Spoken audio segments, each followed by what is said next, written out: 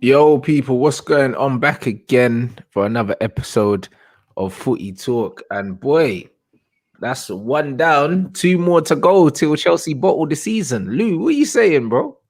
Do we have to do this today? Can I go home? Well, nah, but you have to do this today. You know what I mean? Because these Chelsea man, yeah, they know the amount of Chelsea fans, man are disliking the video and that before we've even gone live, trying to fuck with my algorithms because your team let you down, fam. What have you titled it? Have you just you've not titled it yet, have you? Properly? No, I have. I have, but I said the title of the video is, yeah, could Chelsea bottle the lot? Question mark. It was a question. Yes, yes, and we will. Honestly, right, the Champions League final, I have more chance of clapping Margot Robbie's cheeks than us winning that. All right? It's a fucking, it's not going to happen. Based on exactly how we're playing at the minute, it's no. Oh, my God. And then on top of that, Leicester now are in the driving seat, yeah? Liverpool, in the Prem. Well, Liverpool are in the driving seat in a sense that they've got the easiest of the fixtures. But the fact is, Leicester are there now. Yeah. I mean, we've got Villa and we've got Leicester. I think Leicester have got... Who have Leicester got? Let me get out right now, yeah? The way I'm looking at this table, Leicester are third, yeah? Yeah. Two points are clear of you. So all they need is a draw against you lot. That's all they need. Yeah, and we need to win both our games. You need to win both. So if they draw with you, they've secured top four. Christ. They've secured it. Liverpool are on 63. Yeah. And if you draw with Leicester and Liverpool win their game, Liverpool go into fourth. So you have to beat Leicester. Leicester don't have to beat you. This drives me up the fucking wall. I hate football. This is what I'm saying, bro. Leicester don't need to win. Chelsea need the win, bro. So the pressure's all on Chelsea to go out there and win the game. Chelsea have to beat Leicester. They have to beat Manchester City. There's no if, buts, or maybes, bro. Do you know what I mean? And that's why I say this could be a mad thing. Leicester could just go and get a draw at Chelsea. And they've secured top four. I think, and the thing is, they probably will. Literally, they've just, it's not even, you just play a low block against Chelsea and that's it. Game over. Like that's exactly what my man said here. Chelsea can't play if you put 10 men behind the ball. Because you know what it is with you lot? You don't have a creative midfielder. And this is the thing. So you don't have a midfielder. You don't have a midfielder that's going to split teams open with one pass like Pogba does for United or KDB does for City. Some people might argue Jorginho. Yeah, but he plays way too deep to do that. Way too deep to do that. You don't have a midfielder that's advanced that can pick locks in it. You don't. You're relying solely on the pace of Werner in behind, and he's not clinical enough. It's oh mate, it's doing my head in. It's doing my head in. I think about this whole scenario, right? And why the fucking that's weird. I don't. I've got my desk outside in there. I think it's. I don't know what that is. Yeah, no, I think the whole scenario, just based on how well we've been playing, it was that fucking Arsenal game. Like people, that was always going to be a banana skin, right? And people were just sitting there, not stressing. Oh, Arsenal aren't that bad. Arsenal is shit. We'll be fine. We'll get past them. Piece of piss. I don't think people realise whenever Arsenal are shit, right? Whenever Arsenal are shit and Chelsea are playing well, they turn into Barcelona 2009. I don't get it. It is a nightmare. And I'm watching and it's like, and people are like, oh, you know, it was just one mistake from Jorginho. This was that. It takes one mistake to lose the important games. Of course. Look at the Leicester game. Right, the FA Cup final, I'm fucking sick of people blaming Kepa for that goal. Because by that logic, they will be talking about, oh, you know, it was all Kepa's fault, that goal. But how can you blame the goalkeeper when Reece James gave the ball away under no pressure? Yeah, I wouldn't even say it was completely Reece James. Yeah, he gave the ball away, but I have a problem with how Thiago Silva and Jorginho dealt with it. Thiago Silva turned his back to it as well. Yeah, and do you know what annoyed me? If you watch back when Tielemans is about to take the shot or just running up to take it, you got Jorginho just going like that, pointing at him. You're the closest man. It's another midfielder basic football knowledge, you fucking close him down. You don't sit there and wait for someone else to do it. It's when people are looking at that whole situation, like, oh, Mendy would have saved that. Yes, Mendy's an extra 4 inches taller. Yes, he might have had better footwork. But you know what? It's a rocket in the top corner. And by that logic, Chelsea fans, especially at Wembley, if they're getting about that and saying, oh, that goal's shit, I guess Matic's goal against Tottenham was fucking shit as well then.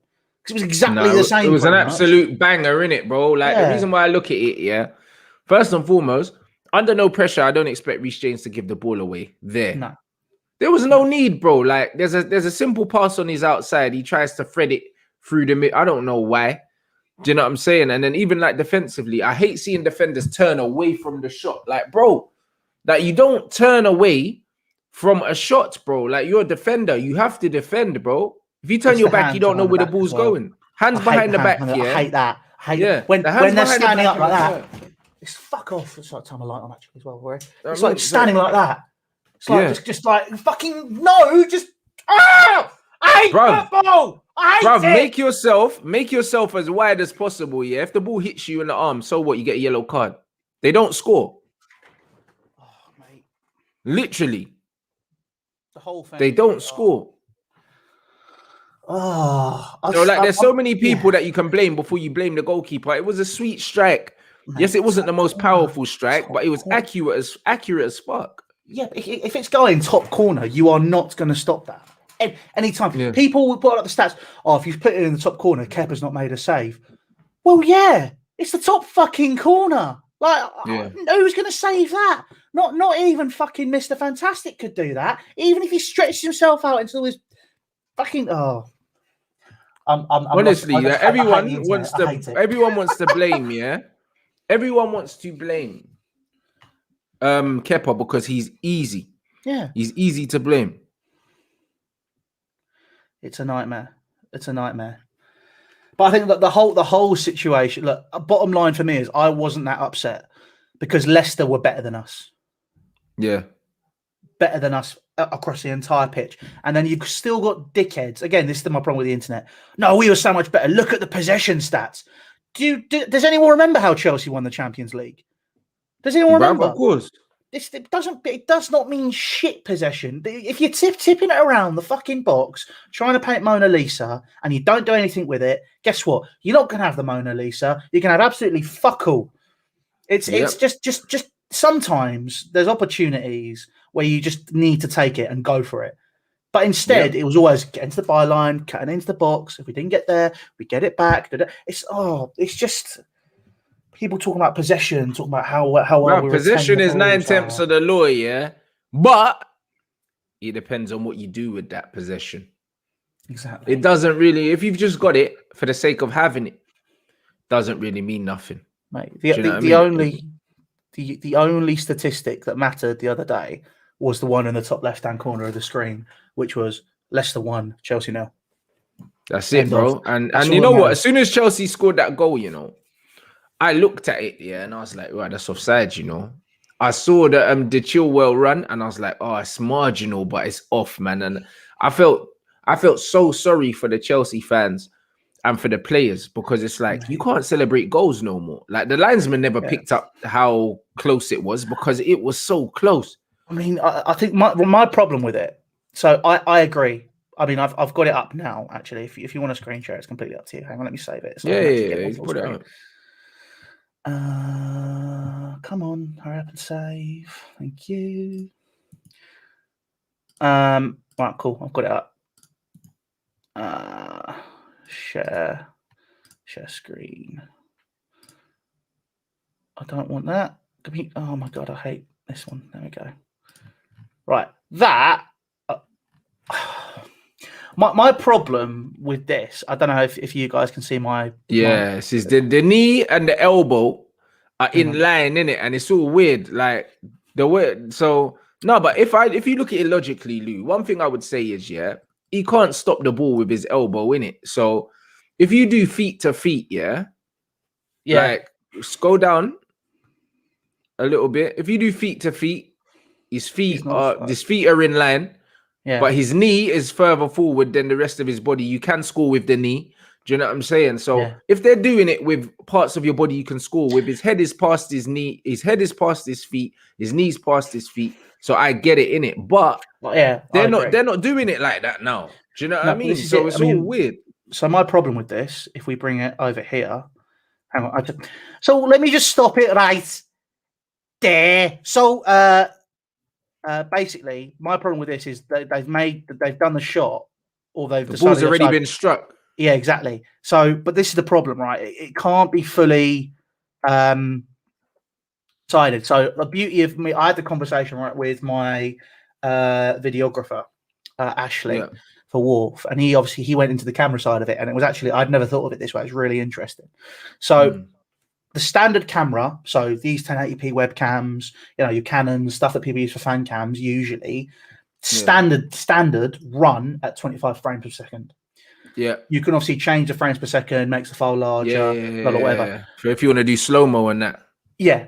This is where you probably would want to do slow-mo and whatever. The other problem you have is the only way you'd get the perfect offside sort of view is if you literally had, on the wraparound of stadiums, you had cameras literally all the way along. Now, I'm not dissecting this because I know people might be looking at the comments sort of laughing at me. And they would have to be filming it probably at 60.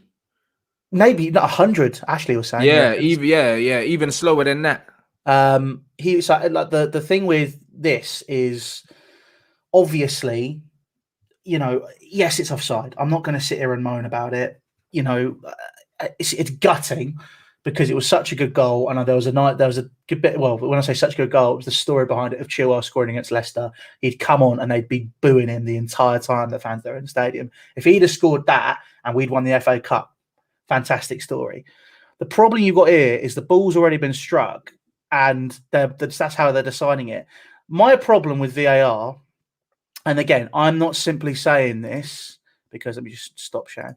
I'm not saying this because I'm butthurt or whatever. As I said right at the start, Leicester were better than us. They were more secure in how they played their football. They managed the game better. Every single side of it that mattered, they were better than us. My problem with VAR is that it's still down to human error.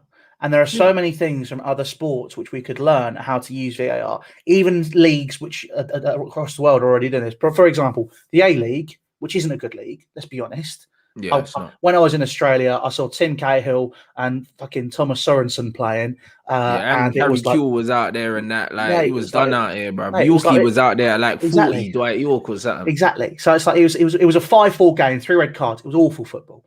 But these guys, in terms of managing the game, right? The referees are mic'd up. You can hear the VAR team if you're obviously not if you're in the stadium, but even in the stadium, they show what they're looking at on the screens. This is supposed to be England. Is supposed to be the home of football, the best, and this is the FA Cup. Supposed to be the best cup competition in the world. You know, obviously on top of that as well, you've got the Premier League supposed to be the best league in the world. That's how they sell it all the time. If it is, then the officiating and everything else needs to be up to standard. The problem with VAR is not the actual technology; it's the people that are running it. Yeah, absolutely. But referees and officials are incompetent. Yeah, like point blank. Period. I agree with this comment 100%, bro. The ball in the screenshot had already left Thiago's foot. Offside has to be when the ball is struck. So for me, they have to take that a frame back, 2 frames back, 3 frames back, depending on how slowly they film that in. That's a bit of a mad one. And also, my man said, if the hand is offside, why didn't Tielemans get an offside goal for the Perez goal? You know why? Because the ball came off Perez's leg first and then hit his arm. So what they're saying is if it comes off another part of the body first, then it doesn't count as a handball because there's nothing you can do about that, which I agree with. Now, I mean, if the ball bounces off your thigh or something like that and hits your arm, there's nothing you can do with it. I think it's just super, super, super unfortunate when it leads to a goal, because whether it was intentional or not, the arm has changed the direction of the ball. and stop the ball from going somewhere. If his arm wasn't out, it would have bounced off his knee or his leg, and it would have gone away from him. He wouldn't have been able to control but it. it was the body. I don't think that was handball, because it was the way that his hand was close to his body. It was like, it's like there. You know, he was going in for a slide tackle, and that was the natural body motion. If it was out here, I know what you're saying. I'd agree with you. But nobody said that handballs have to be intentional. Nobody said that. Because my thing is, think about it this way, Lou. Imagine, if you shoot, I slide, to block the ball on the line, and then the ball hits my foot, then hits my arm and stays out. If my arm wasn't there, the ball would have still gone into the net. So then, if your arm's in a natural position, I can't argue with it. Yeah, but that's the rule. No. You know why? That might be the rule. But my thing is, if your arm wasn't there, the ball would have fucking went in. So you've stopped the ball with your arm. You're not a goalkeeper. So whether you meant to do it or not, it's still a handball for me. It's not intentional, but you've stopped the ball from going in the net. You've changed the direction or the trajectory of the ball. The natural direction has been changed by your arm. Do you know what I mean? Because imagine if I jump, I head the ball, my arm's in a natural position. I head the ball onto my arm, and then it hits my arm, changes direction, sends the keeper the other way. So what? It's not a handball, because I didn't mean to do it. Bruv, if you change the direction of the ball with your arm, it's a fucking handball. The same way, if someone shoots, and you change the direction of the ball, with your foot, it's your goal, bruv. It's your goal. Imagine if we're on the same team, Louis, and I smash the ball, to the far post, and it hits your ass and goes to the near post. It's your goal. It's not mine. I mean, it'd be hard to miss the size of my ass, to be honest. Yeah, but I'm saying I can't say it was my goal because I hit the target, but the ball wasn't going there. It was going in the complete opposite side of the goal. So we can't pretend that the ball hitting someone's arm, whether it's intentional or not, it still fucking matters. I don't know. Mr. Beneventi, I fucking knew he was making it. Get in, my son. How are you doing? I'm good. I'm absolutely buzzing. I'm still wearing the same top from Saturday. It stinks. It stinks, boys. It stinks. Stinks of success. Stinks of success. How are you guys? Hey, I'm not as good as you, and I'm not as bad as him. I'm just in the middle. I'm not bad. I'm not bad. Like I said, Leicester deserved to win it. I'm gutted we lost an FA Cup final, but the more I looked at it, I was like, you know what? But I literally said it to Lee on the day. I was like, mate, they deserve it. Especially for me. By the end of the evening, I was looking at it as a football fan, not as a Chelsea fan. What Leicester have been through over the past few years to get to that and to have that sense of romanticism, especially when you see Top holding the trophy and pointing to the sky. That was beautiful.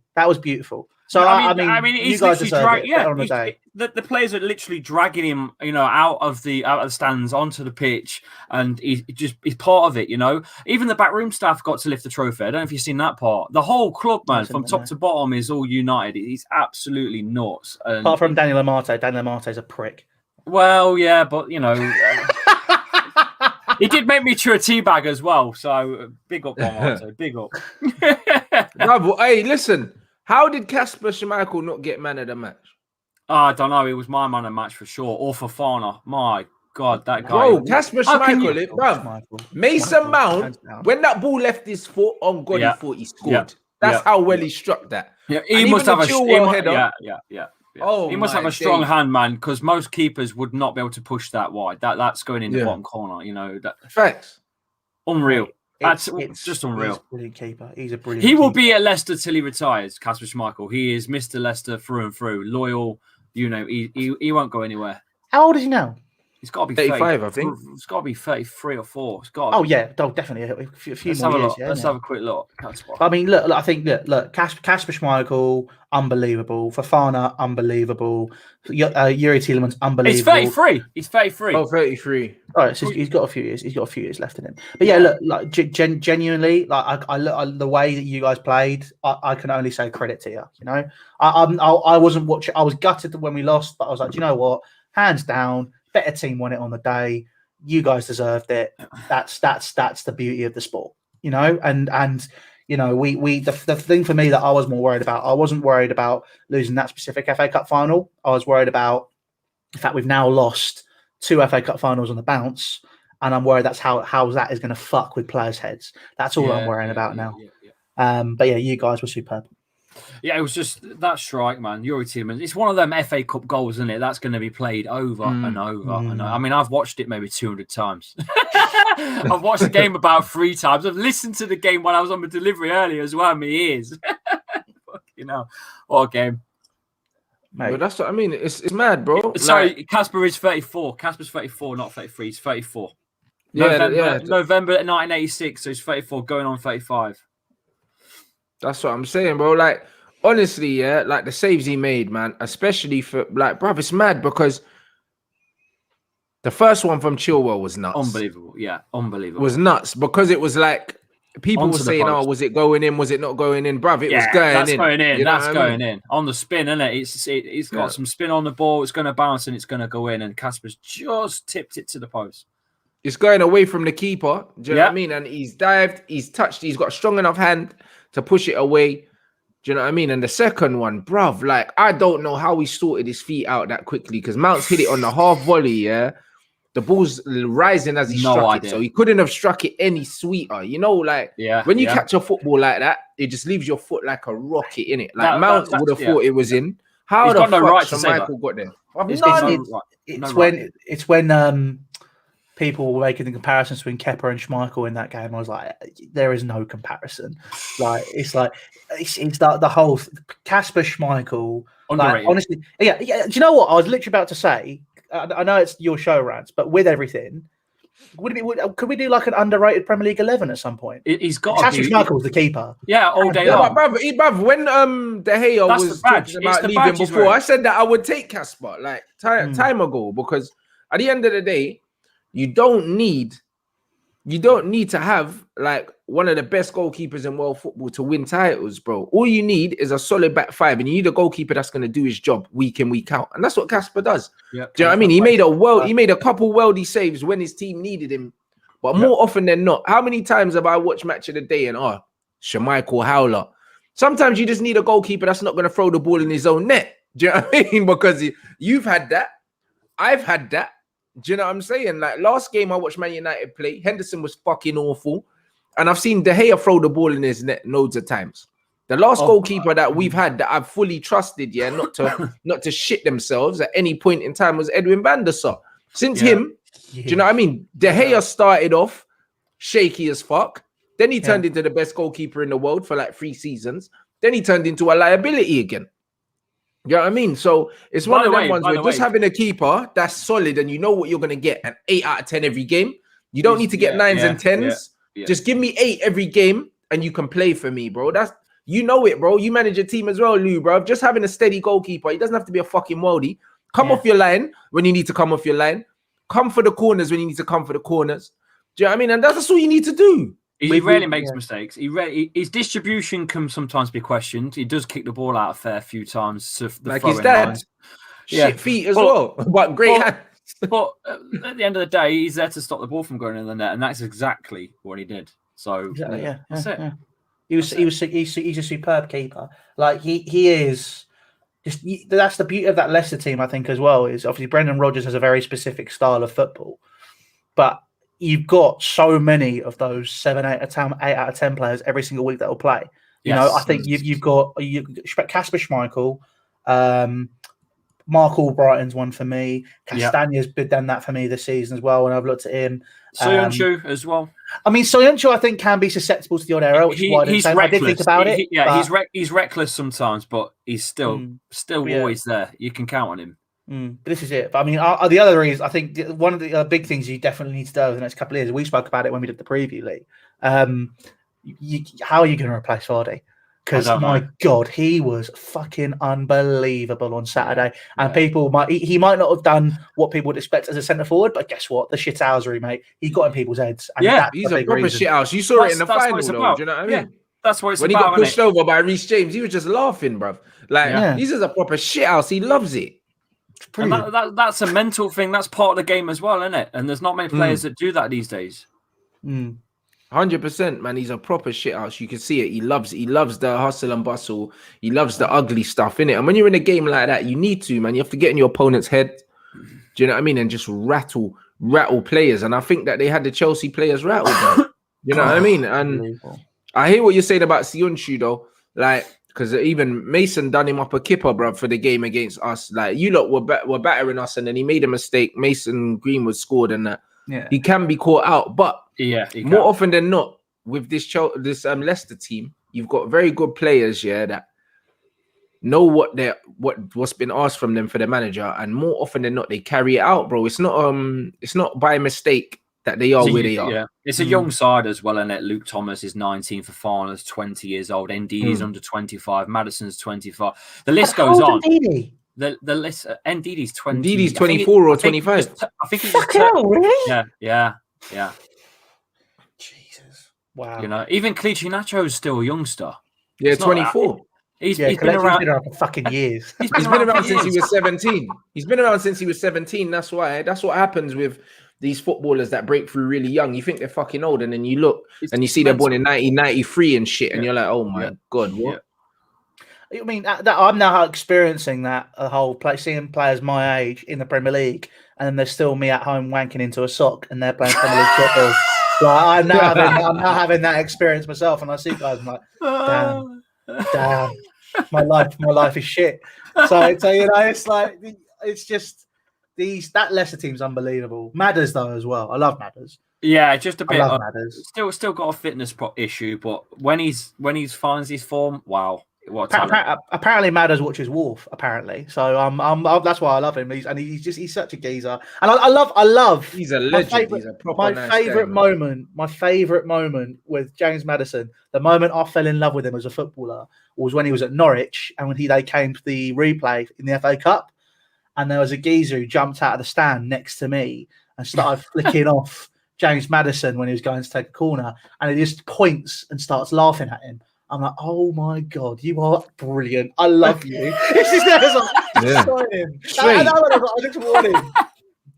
It's true though. It's like you're giving me stick. I'm out here taking the corner, and you've just paid to watch me, you mug. Do you know what I mean? So, you know what I mean? Like, what can you say to man? And Louis, bruv, 8 out of 11 finals, bruv, lost. Yeah, does that not bother you? I mean, they could win nothing here. But that's exactly what we said, Lee, bro. We've done the math, yeah. Like, you guys only need a draw against Chelsea. Yeah. Only need a draw. That's all you need, bro, because you're already 2 points clear of them. If you avoid defeat, then you're 3 points clear of them going into the last game. So it's one of them ones where Chelsea have to win both games. You only really need a draw and a win. Maybe even 2 draws is enough for you. Like, they need 2 wins. The pressure is 100% on them, and Liverpool have to win both their games as well. So it's literally like, if Chelsea draw, if Chelsea draw this game, that top four is gone for them, bro. Because then you and Liverpool will get 3 and 4. I was just vibing to the Europa League song earlier, just so I can prepare myself mentally to hear it for the entire year.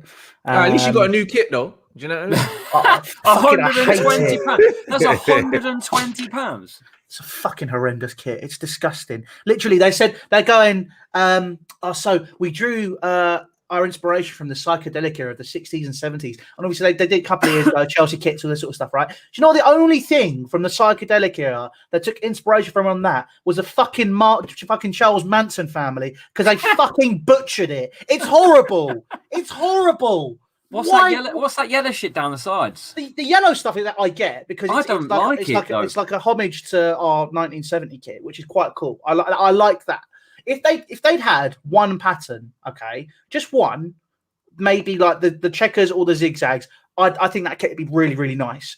But the problem is, not only were they clearly tripping when they made it with the psychedelic era, right? This was Project MK Ultra S. This was Project Make Kits Ultra Shit. Okay, it was fucking awful. I hate the shirt. Just fucking hire me next time. I swear to God, if Imperial Wolf ever get a Nike deal, I am not letting them fucking touch it.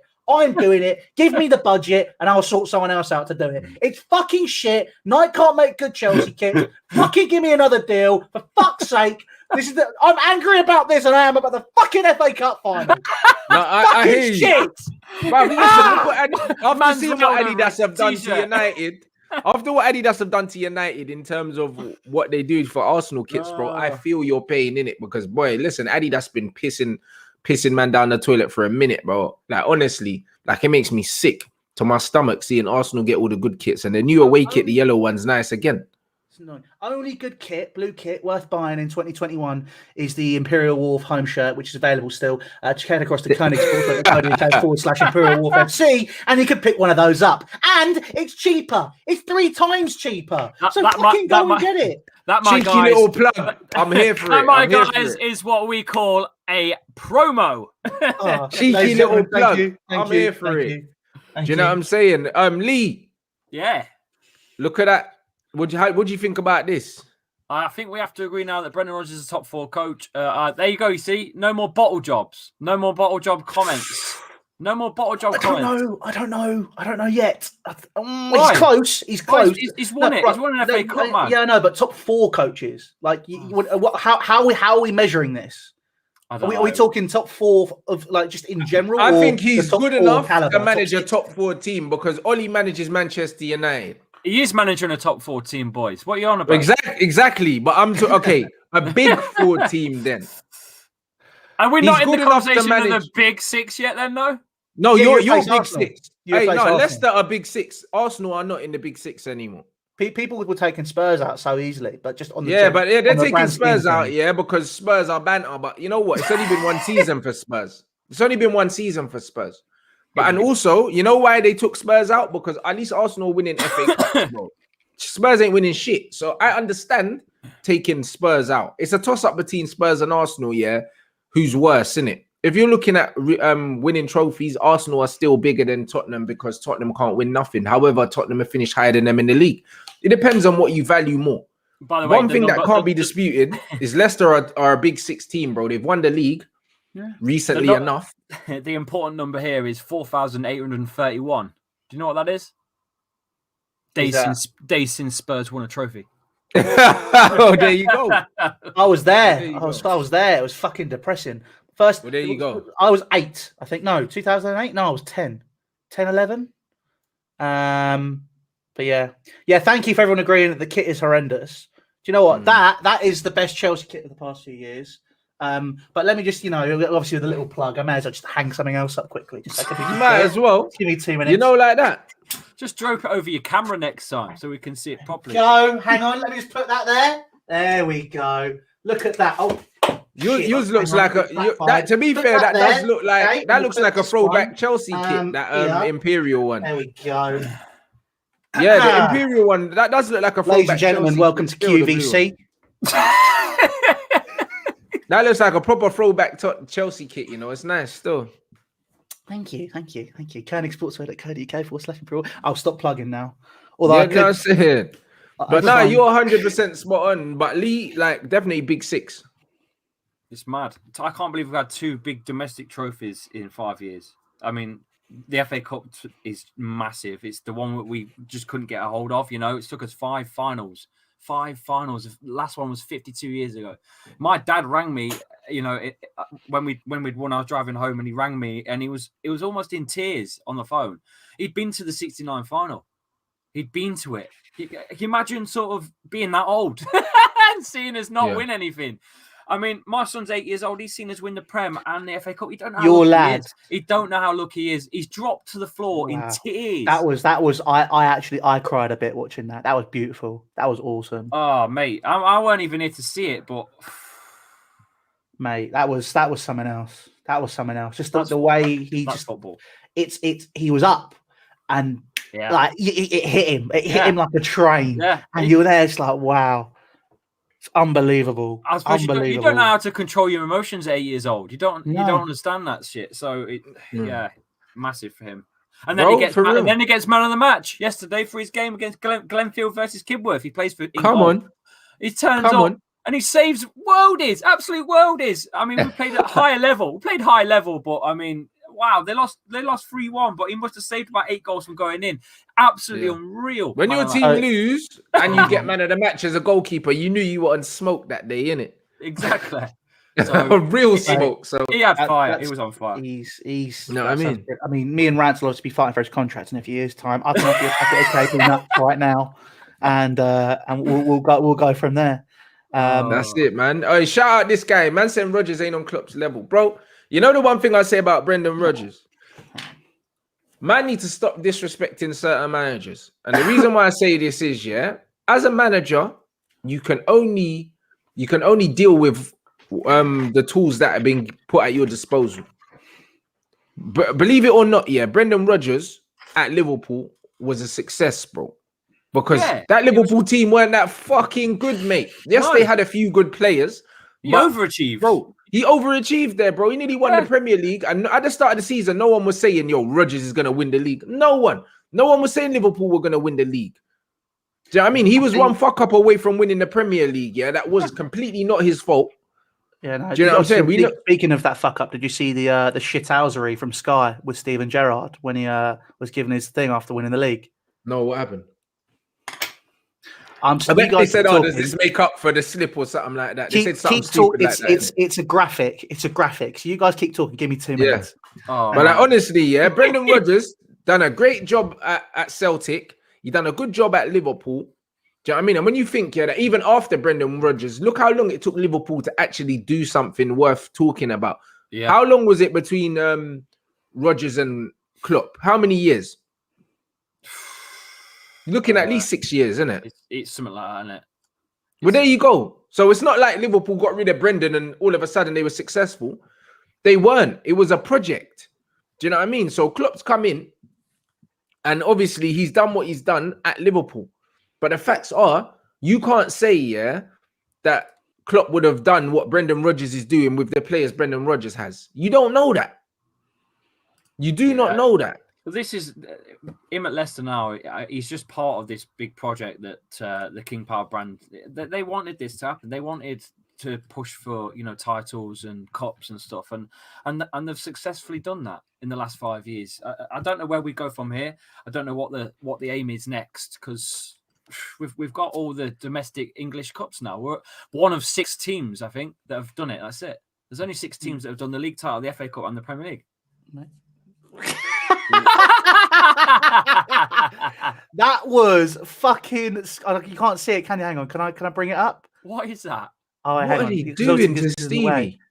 Mate, hang on. Let me see if there's a way. Let me see if I can get the other image which I found from Sport Bible. Give me 2 seconds. What have they done to Stevie there? What's Stevie doing with the microphone and what did they put at the bottom underneath? Yeah, that's the funny bit. Hang on, because I know they've mocked him, bruv. I just know they're gonna kill him.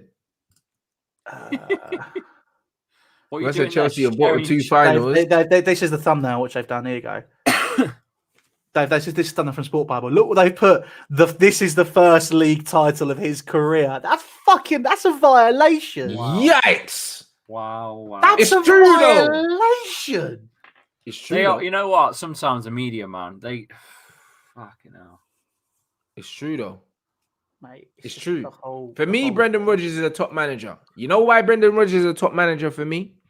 I've seen this guy, have relative success here with more than one formation as well. This guy has shown, that he's adaptable. He can play 2 up front. He can play 1 up front. He can play 3 at the back. He can play 4 at the back. He's not a one-trick pony. The one thing I say about Jurgen Klopp is he's got one trick. It's a very fucking good trick. Do you know what I mean? But when that trick doesn't work, it's panic stations. Do you know what I mean? Like Brendan Rodgers is the right combination for me of an attacking manager, but also a pragmatic manager and a manager that can think on his feet. Do you know what I mean? And the thing is with Klopp, I've always criticized Jurgen Klopp's in-game management and his tactical fluidity. And I'm not saying that he's better than Klopp. I'm not saying that. But what I'm saying is I believe, that he deserves as much respect, in terms of his ability as a manager, because he's shown, unlike other managers, that he's not a one-trick pony. My thing with Pep as well, a lot of the time was, what happens when a one-trick doesn't work? No Champions League since Messi's left. But now he's in another final, and defensively, Pep's teams are looking better than they've ever looked. Because at least he's shown that, you know what, the way I was playing isn't going to win me a Champions League. And now he's become a bit more pragmatic defensively. So he's adapted. I want to see next season, after this disaster of a season, if Jurgen Klopp's going to adapt his philosophy a little bit more. Because if he doesn't, he could have another shitty season next season. I don't think they'll have a shitty season. I think in terms of the squad management, it'll be better when he has a fully fit squad. But he doesn't rotate, bro. He doesn't rotate. He's notoriously bad at rotating. That's how fucking Jota went and got injured in a dead rubber game, that he didn't need to play in the Champions League, bro. And then he was out for a good bit of the season because he doesn't rotate. He uses the same 13 players every week. Liverpool fans hate it. I think Rodgers... There's a comment that's just made me giggle. It's you'll never hear Rodgers blame the wind. Yeah. I think Brendan Rodgers, I think that Liverpool sacking was actually the making of him as a manager now. I think if he'd still been at Liverpool, I mean that he was I think that they'd proved he had one system then. And that was obviously when he literally would go, he'd rely on Sturridge and Suarez, mainly Luis Suarez, and that was it. He's then obviously gone on to other clubs where he's not had the luxury of one of the world's best centre forwards. He's had players and he's managed them and he's built them. And I think the best thing you can see with his man management was obviously Jamie Vardy. Was obviously before Jamie Vardy having a party, all that sort of shit, blah blah blah blah. I told you this in the preview, didn't I? Yeah. It's the Red Bull thing. He stopped him drinking Red Bull and basically fucking up his body and was like, no, like you can play longer if you do this. And Jamie Vardy's managed him really well. Same with Wes Morgan. I mean, I'm surprised he's still about at Leicester. Like I would have thought because he's barely been playing when he's had a back problem for quite some time apparently. But this is it. Like he's someone who like you would have thought, okay, maybe he'll just move on. But he's Rodgers clearly with his man management and seeing him as such an important asset and important leader, especially he's kept him around. He built this really really good squad. And it's like when me and you were talking in the preview, Lee. We were saying, the Tottenham job's come available? Brendan Rodgers, he's been linked with it. Why would he go? He's doing an absolutely amazing job at Leicester. And it's not just about the job. He loves it here. I've told you this on the preview before. He loves it here. Google search Braggart Park, our national park. He's there every Sunday morning, walking around, enjoying the fresh air. He loves it here in Leicestershire. Why would he want to go to stinking London with all the big, massive bloody buildings and toxic gases? No, you're right, bruv. Even I'm trying to leave London. I hear you, There you go. Yeah, Rants is leaving me on my own. He's just ditching me. Dick. No, I hear you, bro. Like I'm being 100%. You're 100% right, bro. And the one thing I say about Leicester, bro, if you're neutral, everyone wants to see Leicester do well. Like honestly, the story of the club, the way it's ran. Do you know what I mean? With all this talk where we've been talking about terrible owners, Leicester have great owners. I mean, you can see what it means to the players and the managers and how close they are to the owners and how it's almost like a family football club there, isn't it? We have a chant for our owner. Do you have one for yours? Yeah. Yeah, we do. Malcolm's in a box. We just sing Roman Abramovich because Chelsea are renowned for having not very creative songs when it comes to. United fans do have. Chelsea. Yeah, it's just passionate. We love the family. We love everything about our owners, and we wouldn't change anything in a heartbeat. Nothing would change. This is it. Leicester are on a mad one. I don't understand also their recruitment process. Like, how do they find these gems? And then because me and Rants talked about it last week, we're talking about scouting programs, which everyone has. Like, I don't get it. Yeah, but bro, to be honest, if I'm a manager of a Premier League team, I'm having the best players, bro. You know what it is, You know what's so dumb? I don't know why teams don't think of it. But it's like, I'm going to look at international football. All the fucking countries, that have their golden generation, I've got scouts in their countries, bro. Right now, it's France's turn. I'm going to have scouts in the top 3 French leagues every single week. Because let's face it, the best players are coming out of France, whether they're playing in French league or they're French. It's not debatable. French or England, I'd say. Yeah, or England. But outside of England, if I don't want to fucking spend a stupid amount of money on a player that's not ready yet. The facts are France probably have about 5 players for each position, right now in their team. Like when you look at Mahrez, Kante, all these guys that have come through, like, bruv, it's just the list is endless, of players that are coming through this French league. They've just signed Samari as well, another player that I wanted at Manchester United from the French league. We've just signed Bakary Samari for, I think, a reported £21 million from. And he's an absolute baller. Do you know what I mean? And players like that, bro, French league, I'm having my scouts in the French league.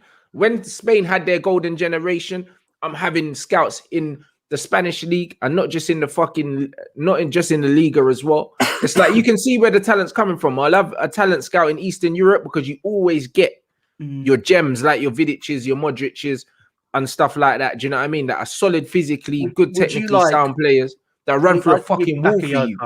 I can give you Bakayoko, top French player, if you want. No, but he wasn't though. The thing is, you see with Bakayoko, yeah, because he was playing in a very good team, yeah, a very good Monaco team. Sometimes players just look better because they got Fabinho in there with them. They've got other players like that in there with them. You have to be able to differentiate between a system player and genuine talent. And that's where your eye for the game comes in, innit? But the fact is, you can see where the talent's coming from right now. Do you know what I mean? So the Samari thing, yeah, 20 million, absolute steal, bro. Watch, by the end of next season, everyone's going to be saying, oh, United should have signed him. Chelsea should have signed him, whatever. But, bro, I've been looking at this guy for 2 years. How much do you reckon Basuma? Bro, I've even signed him in my fucking career mode, bruv. how much do you reckon Basuma from Brighton's going to go for this summer? Because he's going. He'll be 50 mil plus, surely. Yeah, probably. He's a baller. There's so many like this. Like there are some. I don't know. I just want to know. Like we talk about the scouting systems, but it's Camavinga's another one as well. He's been poor recently, though. Camavinga, from what I've heard and what I've seen. He's because he signed his new contract and he's just not been the same player. He's a good player. With Leicester, I was a bit worried that if we don't get Champions League football and we don't win the FA Cup, that we're going to lose some players. But after seeing those celebrations on Saturday, I can't see any one of them wanting to leave. Why would they want to? They're all united. They're all so close. I can't see anyone leaving now. If there's any player that you would see leaving Leicester for the next season, who would it be? I think the only players leaving was when you were talking about it, like be like Ndidi, about to go to like an Atletico Madrid or something. Premier League club. I think that you've already got Samari to replace him, so you're good. Yeah, I mean, there's that Mendy lad which never plays. There'll be outliers. I think I could see going. Yeah, Chowdhury or someone that needs game time. Yeah. Chowdhury's he can go and start. He can go and start somewhere else. Yeah, he can easily slot into one of the maybe lower like a Southampton or something like that and go and play. Yeah, I mean, like it's unbelievable. Like the level of players you've got. I mean, Yuri Tielemans. If we're talking about players that we know are good, I mean, we all knew he was good in FIFA 12. I mean, did you not sign him as a high potential player? Yuri Tielemans, different gravy, bro. Like I was saying that Manchester United should have signed him as well. We were in for a midfielder. He was on loan at Leicester. Do you know what I mean? Tottenham missed out on him because they were looking at someone else. Manchester United apparently weren't even interested, but it doesn't really surprise me because they're fucking useless. And he went there for 40 million euros. And he's been one of the best midfielders in the league since even when he was on loan. Like it's a no-brainer. Like he had a whole year to audition in front of the big teams, the bigger clubs, should I say, no disrespect to Leicester. And nobody came in with anything that was respectful of his talent, and he stayed where he was, and he's made a great decision, man. It's a proper football club. Like honestly, they're like the perfect club that you want to play for if you're a footballer, because it's kind of like they're a well-run football club, great fan base, new facilities. They've got owners that are investing. You know what I mean? And you can tell that it's just vibes there, bro. Like everyone's enjoying it. Like there's no reason why you'd want to leave, even if you're not playing football. While your team are successful, you don't really mind not really playing because you're just involved in something. It's just it's so weird because we're kind of growing this massive thing, and it's like I feel still like we're just a little local football team, like supported by the local city of Leicester. That's it. You know, that's why I love it. That's why I love it. It's Leicester and Newcastle. It feels like a proper grassroots kind of thing, innit, with Leicester, the way they've come through the leagues and everything. It feels like there's something human about that football club, innit, that maybe you don't feel with other clubs. Yeah, this is it. They've turned them into these super clubs, and they're almost so far removed from like the fans and fucking reality. And then you've got Leicester City. As a fan, like I feel so connected to the club, and like I feel so connected to the owner. Like he gives a shit about us as fans, you know. Roman Abramovich and the King Power Group are the best owners in the Premier League, and I won't hear otherwise. They are the best owners in the Premier League, and like Lee's saying, like when you have a connection with an owner who actually even like in our case, Roman can't be there because of the government, but he still gives a shit. He's still invested, and then you can see like even just like I said, Saturday, man, like just the way that Top was just mate, it was brilliant. It was brilliant. I was looking at that going, do you know what? Fair play. And like just Leicester, it's a fantastic club. It's a fantastic city, a fantastic club, great people. You know, Leicester, Everton, Newcastle for me are the three clubs which that I don't support them. Obviously, I'm a Chelsea fan, but I have a soft spot for it because you just look at how everyone's so united and the culture of all the clubs. It's like it's unbelievable to see. I love it. That's what I mean. So I think, yeah, man, I think Leicester's the place to be right now. If you're a footballer and if you're a top footballer right now and you're playing outside the Premier League and you want somewhere where you're going to be given time, you're going to be competing for Champions League football, you go to Leicester. That's why Samari, great move for him. Do you know what I mean? Like, it's a great move for a lot of these players, like your Yuri Tielemans and stuff like that, because there's no point in going to like a Manchester United or Chelsea where you're not going to be given time to adjust to the league. Do you know what I mean? You're going to be competing with players that maybe you're better than, but maybe they're more acclimatized than you. You've got the expectancy from the fans that's probably higher than it should be. All these other things.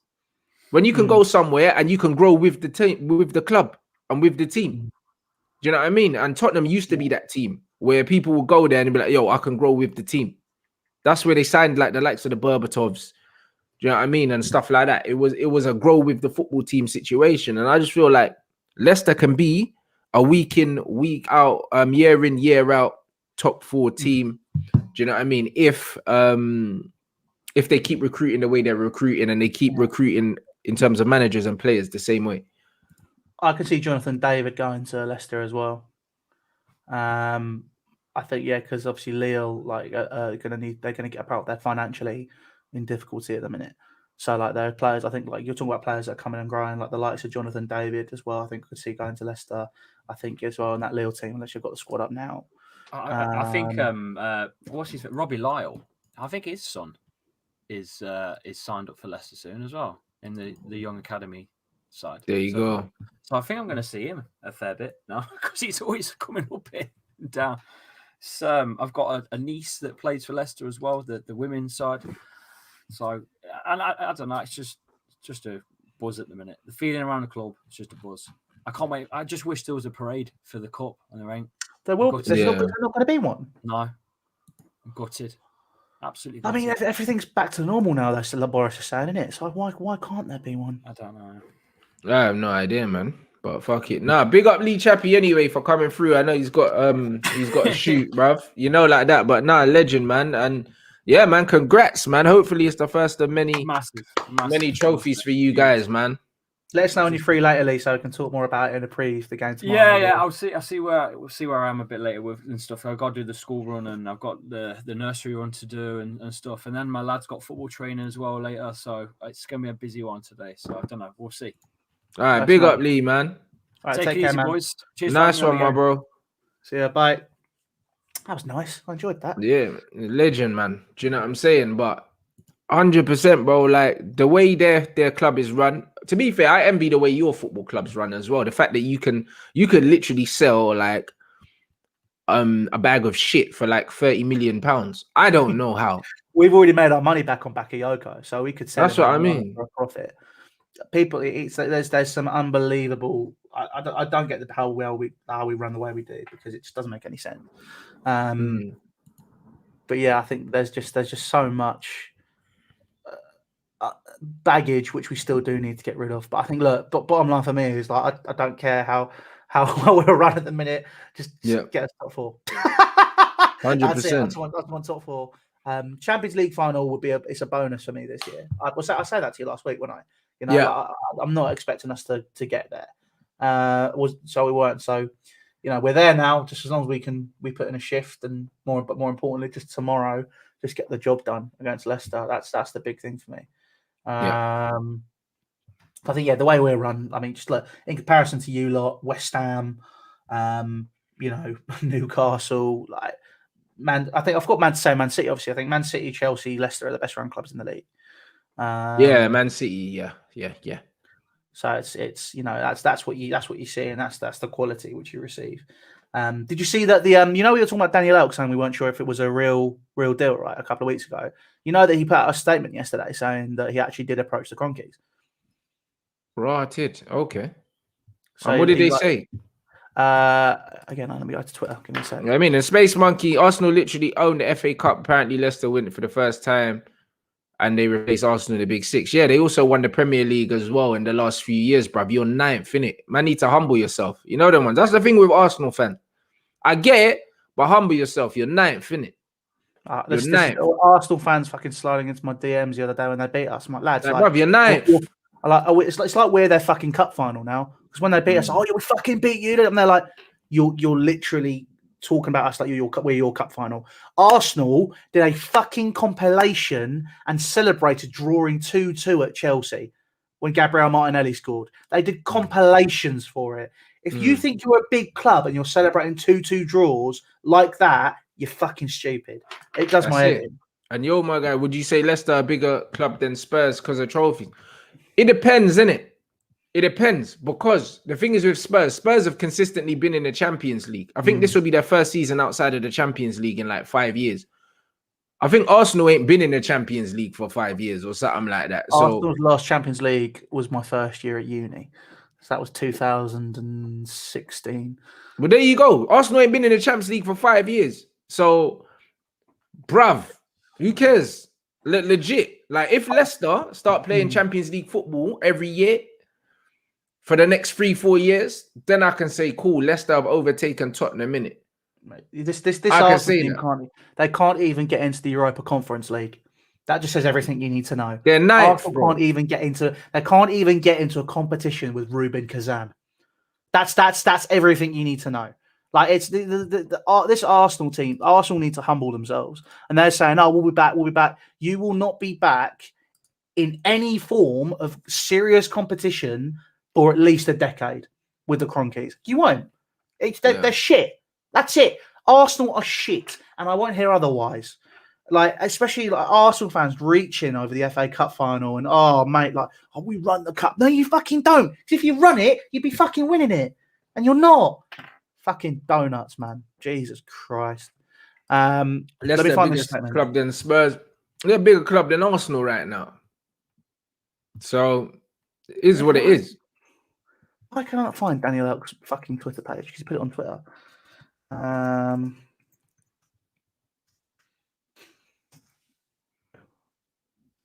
Right, okay. Here we go. Yeah, so he did a full statement. Here you go. Let me screen share. Man said my hairline was nice in 2016. What a madness. I hear that. I hear that. I mean, my hairline's still quite nice, but I can't exactly. Daniel Eck and that, bruv. Where's this thing before we wrap up?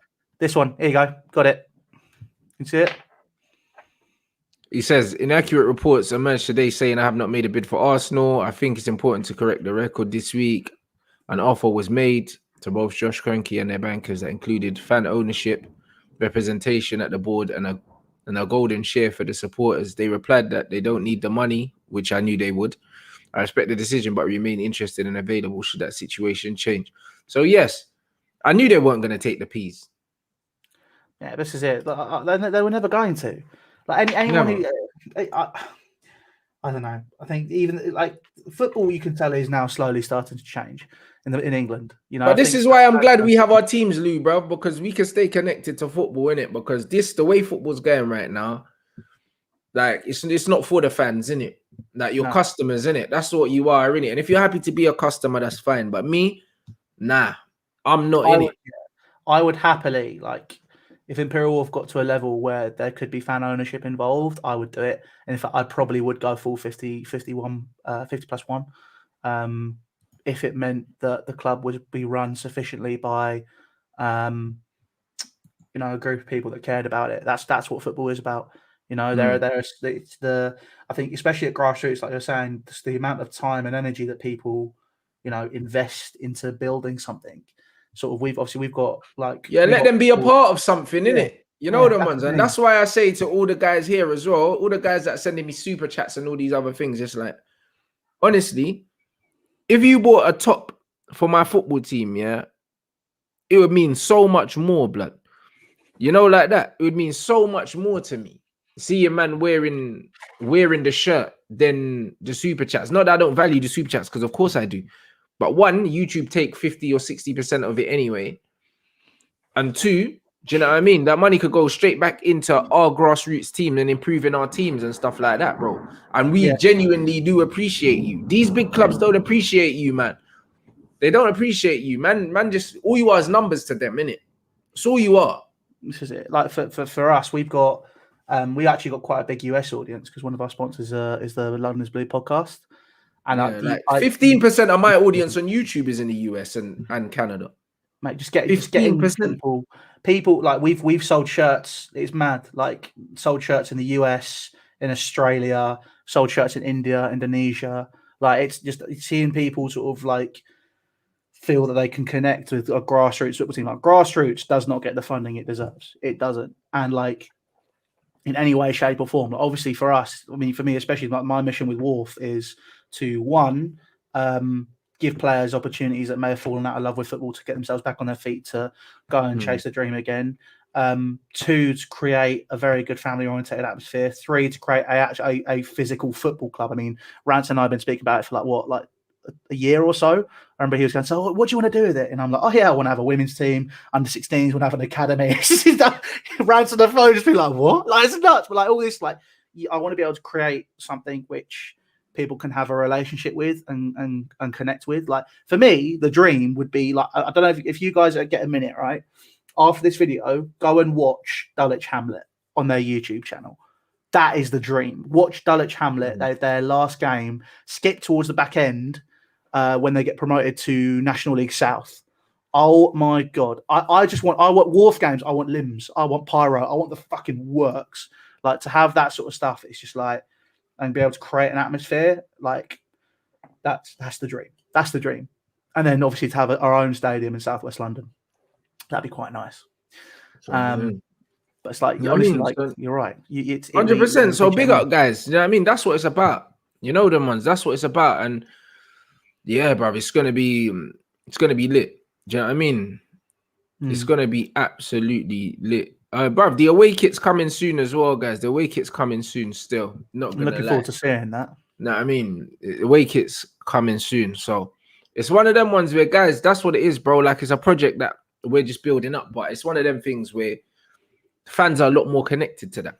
A lot more connected to that. Do you know what I mean? So yeah, man, it's lit, bruv. You, man, make sure you follow Louis' channel. You know what I mean? The link is in the title, and Lee Chappy's as well, bruv. I remember when Lee Chappy came on here and we wanted to get him to 6K, yeah, so he could be the biggest Leicester fan channel on YouTube. Now he's doubled that. He's on 12, bruv. So Lee Chappy's doing this thing. So big up Lee Chappy every time. Do you know what I mean? Make sure, make sure that you shout me. Where is he? There he is. Bro, you see the guy that's put the message in the group saying he's a graphic designer? Shout me on Instagram. Shout me on Instagram, bro. But yeah, make sure you follow Lou's channel as well. Make sure you click the hyperlink in the title, guys. Subscribe to Louis' channel. What you got coming up, bro, for the rest of the day? Preview for the Leicester game will be out shortly. That's what we're doing. Obviously, I'll do a review tomorrow. Gazetta's probably going to come back for the Euros. I'm just going to focus on Chelsea for the time being. And then, Imperial Wharf, got a couple of lads coming over later. We're going to do 3 or 4 edits. So we'll have 3 or 4 games over the next couple of weeks.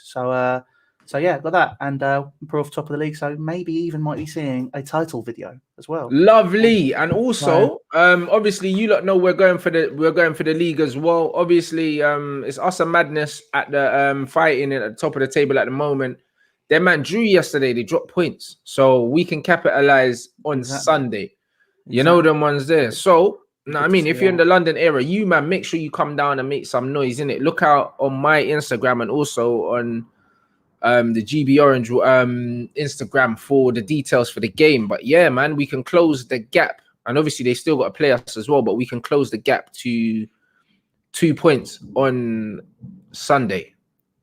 and we still have to play them. So yo, it's a madness, really. Like, it's getting tense. It's getting tense right now. Do you know what I mean? So yeah, we still got to play everyone again, man. So there's still a few games to go, but you know what I mean, we have to keep the pressure up on them. Like, them getting a draw could be a good result for them, yeah, if we don't win our game on Sunday. So big up everyone. I mean, keep an eye on the Instagram. Man said Mbappe hat trick again, bruv. Hopefully, man told him. You know that, man told him already, bruv. He's my shooter. You know what I mean? So, do you know what I mean? Man said Rants getting coaching. Like, what? Who thinks I don't have coaching badges, bro? You know the way people just assume things, bruv. You don't know me. You've got your level 2, haven't you? Was it level 2? Yeah. Bro, I've had my level 2 for about 10 years. What's man telling me? You need to renew that then. You've still got it, but you need to renew it. Yeah, but the thing is, you get when you play in academies, bruv, you get your coach, you get to do your coaching anyway, bruv. So, do you know what I mean? I don't know why man think that man don't have coaching badges and that. You know, like that. It's crazy, bruv. Like, man, literally, you don't know me, blood. I mean, you don't know what I have and what I don't have. Apart from a YouTube channel, you know, I've got that. I saw Lewis comment as well. Lewis, mate, he said hashtag cancel new kit. Don't buy that. Buy that. That's what I'm saying. And that's what we need to do. And that's exactly what we need to do, bruv. Like, it's one of them ones where obviously you man support us and that, but these clubs don't really give a shit about you. No. You know what I mean? They don't give a shit about you like that. Do you know what I mean? And that's why I'm loving the grassroots thing. You know what I mean? I'm loving the grassroots thing, because at the end of the day, everything you put in, like, you see it. You know what I mean? It gets reinvested straight into the club, and it just makes things better. Like, all the vlogs that Louis editing and stuff like that. Do you know what I mean? All the vlogs that we're editing, you lot love the last vlog that came out. Like, that costs money. Do you know what I'm saying? Like, all these things that we do, they all cost money, innit? So it's one of them ones where we appreciate every bit of support that you give us, man. So mad love, everyone. You know what I mean? If anyone does want to buy merch, it's always in the link in the description. I don't, like, it even says it on my banner. Like, I don't even plug it because it's here. Do you know what I mean? Merch link in the bio. It's always there. Do you know what I mean? So big up everyone inside. Look out for the stuff on Louis' channel as well. You already know what it is. And yeah, people, I'll be on Lee Gunner's channel later on. So that's where you man can see me. Do you know what I mean? Big up everyone. If you haven't watched the vlog, definitely. I haven't watched it yet. It's on my list. Definitely go watch that. It was lit. It was the AFTV one as well. Do you know what I mean? So is it just on your channel, yeah? Yeah. Nice 7-2 win as well. You get me? So it's on my channel. You man, make sure you check that out. The title charge is on. Mad love, people. And yo,